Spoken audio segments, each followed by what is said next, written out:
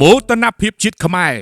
ពន្លឺសន្តិភាពនៃការដោះលែងយុទ្ធន18រូបក្រោមគតិបណ្ឌិតច្បាប់អន្តរជាតិជាខាលការពារនៃសន្តិភាពជាគ្រឹះរបស់សម្ដេចអគ្គមគ្គទេសឯកទាំងទ្វេសម្ដេចតេជោហ៊ុនសែននិងសម្ដេចបន្តវេនហ៊ុនម៉ាណែតក្នុងទំព័រប្រវត្តិសាស្ត្រថ្មីនៃទំនាក់ទំនងអន្តរជាតិថ្ងៃនេះគឺជាថ្ងៃមង្គលជាទីបំផុតដែលយោធិនកម្ពុជា18រូបទទួលបានសេរីភាពពេញលេញពីការឃុំឃាំងចំនួន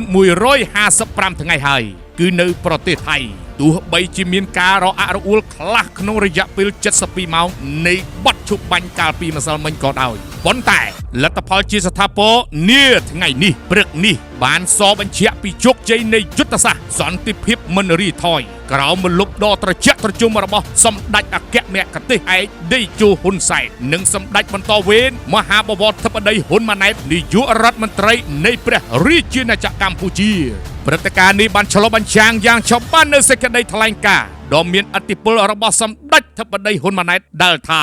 មានអត្ថន័យជ្រាលជ្រៅបំផុតគ្មានអ្នកណាយកសង្គ្រាមមកដោះស្រាយសង្គ្រាមបានឡើយកម្ពុជាជ្រើសរើសយកប្រកាន់ខ្ជាប់នៅយុត្តិធម៌នៃច្បាប់អន្តរជាតិជាគោលដៅធំដែលជាជំរើសដ៏ល្អសម្រាប់ប្រជាជាតិទាំងពីរបទពិសោធន៍នៃការឈឺចាប់ក្នុងសង្គ្រាមស៊ីវិលដ៏រ៉ាំរ៉ៃដែលបានបញ្ចប់នៅក្នុងឆ្នាំ1998បានធ្វើឲ្យកម្ពុជាឆ្អែតឆ្អន់និងយល់ច្បាស់ពីតម្លៃសន្តិភាពជាងប្រទេសណានាដទៃទៀតអាស្រ័យហេតុនេះរាជរដ្ឋាភិបាលអាណត្តិទី7បានបដិញ្ញាចិត្តយ៉ាងមុតមាំថានឹងមិនបណ្ដោយឲ្យសង្គ្រាមវិលត្រឡប់មកវិញបានឡើយប៉ុន្តែនឹងបន្ថែមនៅការអភិវឌ្ឍដ៏ល្អផូរផង់ល្បីរន្ទឺលើឆាកអន្តរជាតិនាពេលខាងមុខនេះជារឿងល្អបំផុតនៃប្រជាជាតិស្នាមញញឹមរបស់យោធិនដែលបានជួបជុំគ្រួសារឡើងវិញបានធ្វើឲ្យមហាជនទូទាំងពិភពលោករួមទាំងមហាអំណាចចិននិងសហរដ្ឋអាមេរិកកោតសរសើរមិនដាច់ពីមាត់ចំពោះសមត្ថភាពដឹកនាំរបស់កម្ពុជាក្នុងការដោះស្រាយបញ្ហាប្រឈមដោយភាពអត់ធ្មត់ជូរចត់និងសន្តិវិធីល្អផូរផង់បំផុតគួរបញ្ជាក់ផងដែរថាការវិលត្រឡប់របស់វីរៈយោធិនទាំង18រូបគឺជាសក្ខីភាពដែលមិនអាចលុបលាងបាននៃមោទនភាពជាតិខ្មែរក្រោមការដឹកនាំរបស់សម្ដេចទាំងទ្វេកម្ពុជានៅពេលបច្ចុប្បន្ននេះមិនត្រឹមតែជាប្រទេសដែលមានសន្តិភាពបរិបូរណ៍ប៉ុណ្ណោះទេប៉ុន្តែគឺជាគំរូនៃ